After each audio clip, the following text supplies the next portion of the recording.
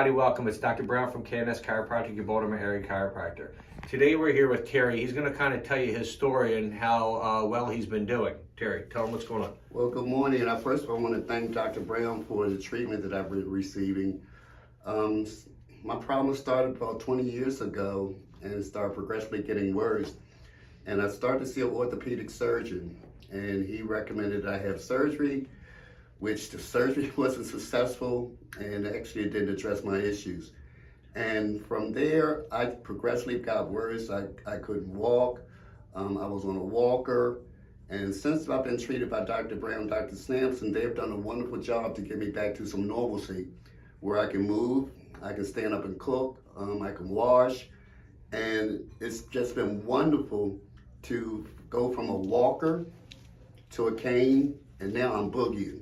So I'm just so grateful to them for the work that they've done, and I recommend anybody that's got back issues to come by and see them. Yeah, I should have done this video from the beginning. Terry came in, he literally could not walk. I mean, it took him so much time to go from our waiting room back in here. I mean, you were in tears. I was in tears. He did not know what to do. And I said, Terry, look, let's do this. Give it a try. We're doing a treatment on him where we stretch his back out. It's called flexion distraction. That helps to decompress that area and take the pressure off. He's got a disc problem. He's got pressure on the disc and pressure on the sacroiliac joint. So in order to get the pressure off the disc, we stretch him. I'll show you how we do that. It's a quick but a very, very effective treatment. And then we use this drop table, which helps to realign that pelvis and get the pressure off of his sacroiliac joint. On Terry, when you look at him from behind, everything kind of rides up like this. So that's compressing that joint together. So we stretch them and we do this, and it's amazing, and we help a lot of people. And you know, it did take a couple weeks for him to kind of really start turning the corner. And I don't know if he wanted to give, I mean, he never gave up. He was just in tears for a week or so. But I mean, he's out and he's dancing and he's doing his thing. So that's our main goal. We obviously want a patient to be out of pain, but we want him to be able to function. We want him to be able to activities of daily living. He can stand there and he can cook without being in pain, and he's doing great. So I'm getting ready to celebrate my 50th high school reunion next year, and I'm going to boogie, not on a cane, not on crutches, and not in a wheelchair. Terry, so I'm grateful. If they saw you in the beginning, it's hard to believe when you look at this, you know, a few weeks later, compared to what you were. But let me show you how we adjust Terry, and we'll get started. And what we did find on Terry, I'll show you. Terry, lay on your stomach for me.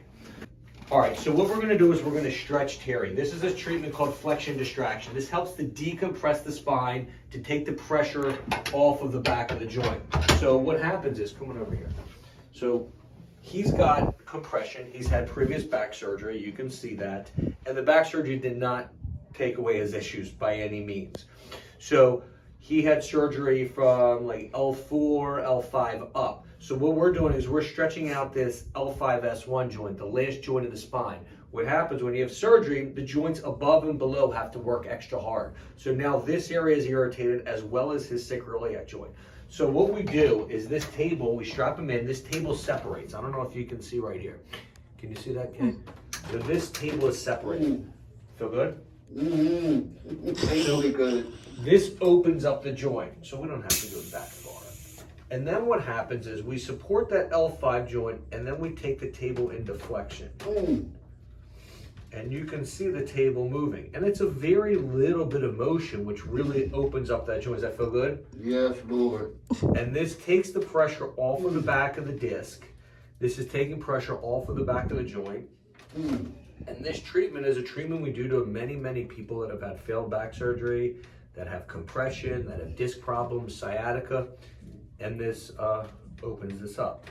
After this, what I'm going to do is, feels good, Terry? Yep, painfully good.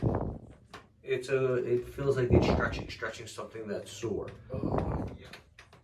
So that's going to open that up.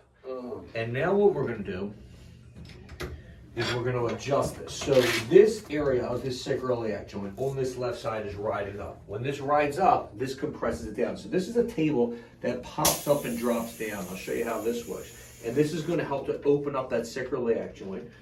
So you'll see the table pop up.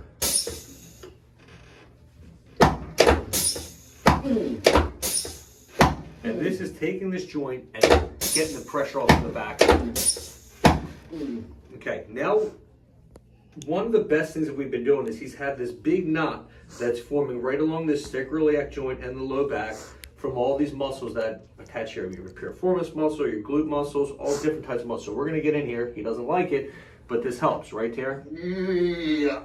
So we get in here with our elbow, or we can use a trigger point bar. I just like using my elbow because I can feel things that are tight. And we're in here, and it hurts, but it feels good in a weird way too. Amen. And this will be good, and this will get some pressure off of there. So we work this in here. We don't have to destroy him, but we're just trying to loosen this up. The looser this joint stays, the better his back is going to be. He's already limited because of the surgery, so everything in there is already compressed. Everything in there is so tight. So whatever mobility we can get back in there is why he's starting to feel better. Sorry for the noise. So we're just going to do this for about another little bit. Kehlani, you're doing so good on the camera. Thank you. Yeah.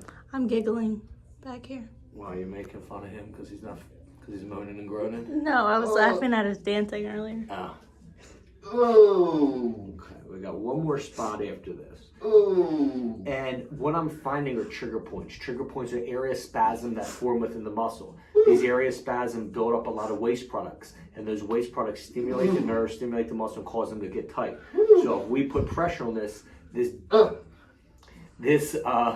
decreases that the amount of oxygen going to that muscle, and then when I let my elbow off, the blood flow runs in and washes those waste products. Let me show you an example. So if this is the muscle, this is the muscle, I'm going to show with my thumb. Watch what happens. If I put pressure here, it turns white underneath my hand. So that's depriving that muscle of oxygen. So watch what happens after I take my elbow or my finger off. It turns red. So that blood is rushing in there, flushing out some of those waste products, and that'll make that makes the joint feel better. Terry, see if you can stand. You want me to stay in? Anybody can get down. That's the easy part.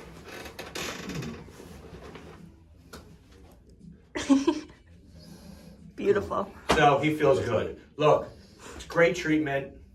Any questions, just leave a comment. I will see you next week for another video. Remember, pain's not a lifestyle. Right, Tara? That's right. All right, brother. Have a good one.